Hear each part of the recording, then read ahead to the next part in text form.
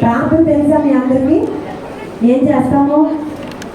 ఏసయ్యా నాకు చదువులో సహాయం చేయండి, ఏసయ్యా నాకు మంచి సైకిల్ కావాలి, మాకు మంచి ఇది కావాలి, ఏసయ్యా మా తమ్ముడు ఒంట్లో బాగాలేదు, తగ్గించేసయ్యా నాకు కావాలి, అది కావాలి, ఇది కావాలి, అది ఆకాశం కావాలి, భూమి కావాలి, కావాలి ఏసయ్యా అని చెప్పటము ప్రార్థన అని మనందరం అనుకుంటాం కదా. ఒక్క మాట చెప్తున్నాను వినండి. ప్రార్థన అంటే ఏంటి అంటే దేవుడితో మనం మాట్లాడడం. చెప్పండి. మీ అమ్మతో మాట్లాడతావా నువ్వు? మీ నాన్నతో మాట్లాడతావు కదా, నువ్వు అక్కతో మాట్లాడతావు. ఇగో ఇప్పుడు మీరు అందరూ మాట్లాడుకుంటున్నారు ఒకరి పక్కన. ఇది ఇలా మాట్లాడటమే దేవుడితో మాట్లాడటం ప్రార్థన. ఇది ప్రార్థన. నాన్న ఒకసారి వినాలి, మిస్సి వింటున్నారా? ఆరాధన అంటే ఏంటంటే ప్రార్థన అంటే మనం దేవుడితో మాట్లాడడం. మరి ఆరాధన అంటే ఏంటి తెలుసా? మనము దేవుణ్ణి స్తుతించడం. ఒక మాట చెప్పిన ప్రార్థన చేసామనుకోండి, దేవదూతలు వస్తాయంట, మన ప్రార్థన తీసుకుంటాయంట, పరలోకానికి మనం ప్రార్థన తీసుకుని వెళ్తాయంట. ఇదిగో పలానా షర్మిల ఇంకో ప్రార్థన చేసి వేసేయా, ఇదిగో ఇది కావాలంటే వేసేయా అని చెప్తాయంట దేవదూతలు. ఓకేనా?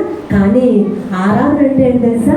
మనం ఆరాధిస్తూ ఉండగానే, దేవుణ్ణి స్తుతిస్తూ ఉండగానే, అమ్మ నా పిల్లలు ఎంత చక్కగా ఆరాధన చేస్తున్నారు, లిల్లీ ఎంత చక్కగా ఆరాధన చేస్తున్నారు, ఎంత చక్కగా నన్ను స్తుతిస్తున్నారు, ఎంత చక్కగా నన్ను మహిమపరుస్తున్నారు, అందుకని నేను ఇక్కడ పరలోకంలో ఉండలేను, నా పిల్లల మధ్యలోనికే వెళ్ళిపోతాను అని ఆయనే ఇక్కడికి వస్తాడంట.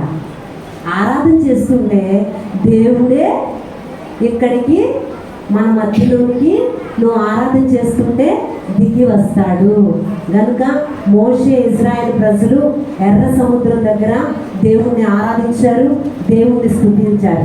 నిర్గమకాండం 15వ అధ్యాయం 1వ వచనంలో వారందరూ ఆహా ఎర్ర సముద్రాన్ని మేము దాటామే అని కంజర్లు పట్టుకుని తంబూరులు వాయించుకుంటూ స్త్రీలు పురుషులు అందరూ అయ్యా మా జీవితంలో ఎంత అద్భుతమైన కార్యం చేశావు అంటూ దేవుణ్ణి మహిమపరిచారు. ఈరోజు ఎక్కడ కూర్చుని మీరు అందరూ కూడా దేవుణ్ణి మహిమపరచాలి. ఓకేనా? రితిక్ ప్రణీత్ మీరిద్దరు పక్క కూర్చోండి. లేదు నువ్వు వేరే ప్లేస్ మాత్రం.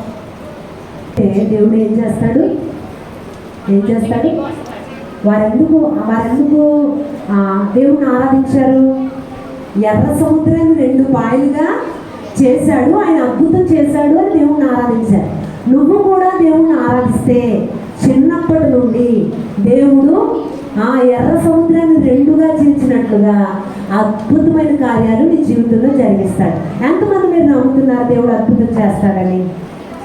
మీరు అందరు నమ్ముతున్నారు. అయితే మీరు అందరూ ఆయన మన మధ్యకి దిగి వస్తేనే అద్భుతం జరుగుతుంది కదా. మీరు అందరూ చక్కగా ఆరాధించండి, అందరూ మోకరించండి. అసలు ఎవ్వరు కళ్ళు తెరవకూడదు. అందరూ